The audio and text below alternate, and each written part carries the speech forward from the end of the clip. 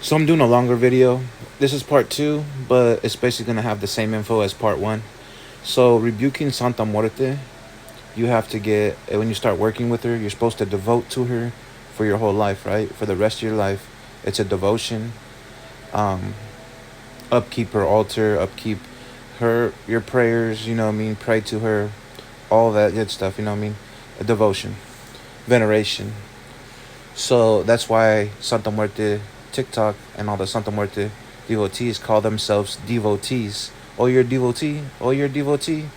That's what we call ourselves. Santa Muerte devotees, meaning you're devoted to Santa Muerte. There are like Hecatian devotees and devotees of other spirits too, so just keep that in mind. But but that being said, this is about rebuking Santa Muerte. You have to, when you start working with her, doing witchcraft with her, praying to her, whatever the case may be, you're inviting death into your life, and you're inviting that death energy, holy death energy. So what is death? Death is everything in the world that dies. Every death energy, every sick spirit, every spirit that's died. Death knows a million ways to die and a million ways to take people's lives. Probably more than a million. Death knows every way you can die, every way, you can lose your life. Death knows it. Death's seen it all. Death knows how animals go. Death knows how plants' lives go. Death knows how humans go. Every way under the sun that has to do with passing, Santa Muerte knows. And so you're inviting all that energy into your life.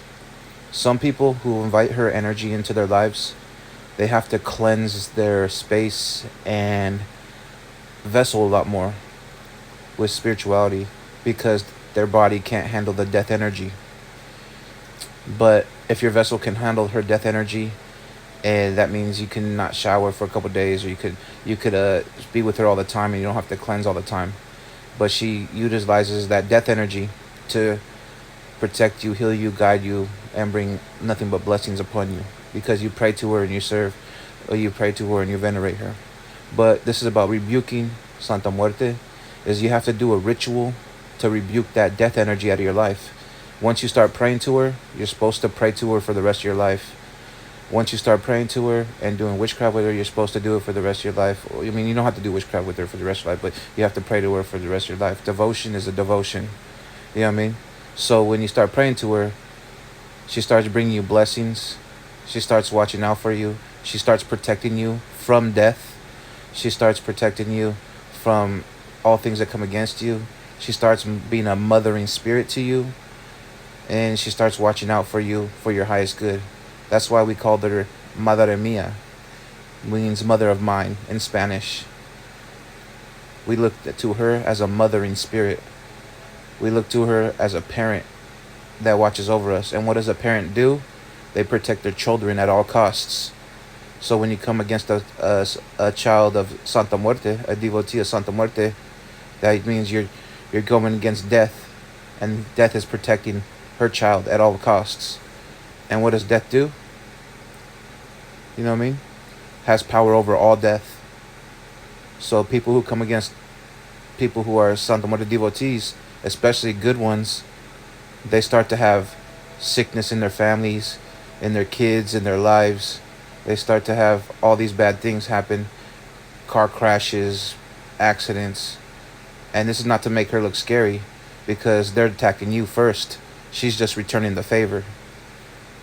So it's balancing energies on a justice level scales. But this is about rebuking her, and you have to get a ritual to rebuke her. This is just a little info on Santa Muerte, on the darker aspects of, not really darker aspects, the justice aspects. So justice can look like whatever they do to you, you send it right back spiritually and Santa Muerte. And you know what I mean?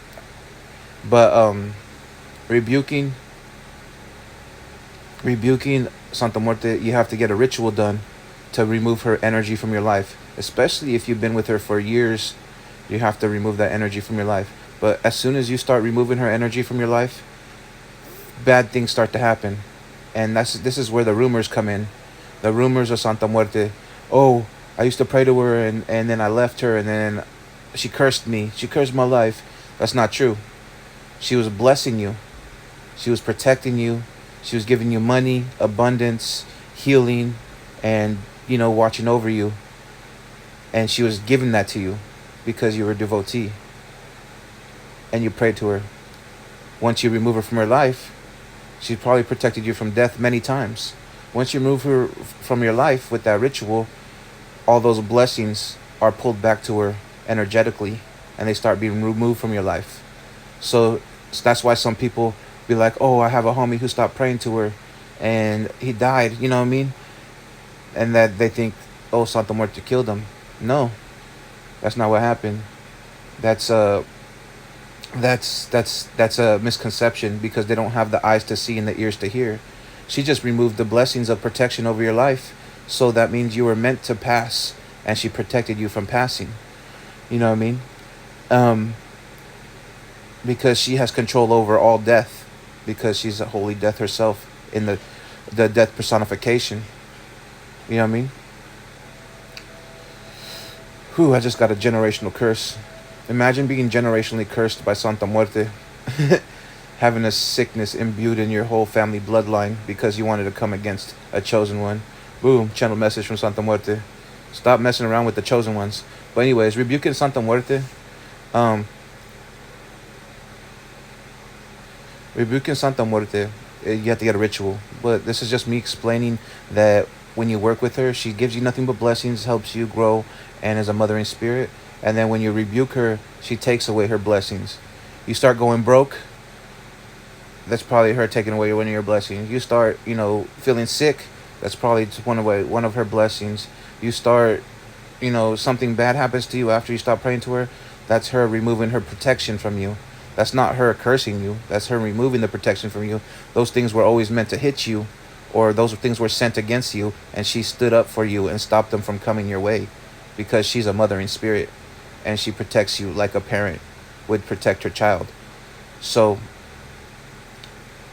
that being said, is like, be careful about going against Santa Muerte devotees, because you can get your whole family, in a whole wreck. You know what I'm saying? Not just you, your whole family. Just saying. But anyways,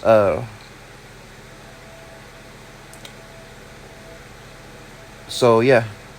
And sometimes some of us devotees that just pray to her for protection, we don't even have to curse people. We don't have to curse nobody. Because when we pray and our devotion is solid with her, and we're giving her offerings and we're praying to her for protection, she takes it upon her own accord to protect us and fight for us. And people think we're cursing them the whole time. They're talking about you. They're talking about us, bad mouthing our names, slandering our names, trying to do things against us. And Santa Muerte takes it upon her own accord to handle it. You know what I mean? Because that's what a real mother does in the spiritual realm. You know what I mean?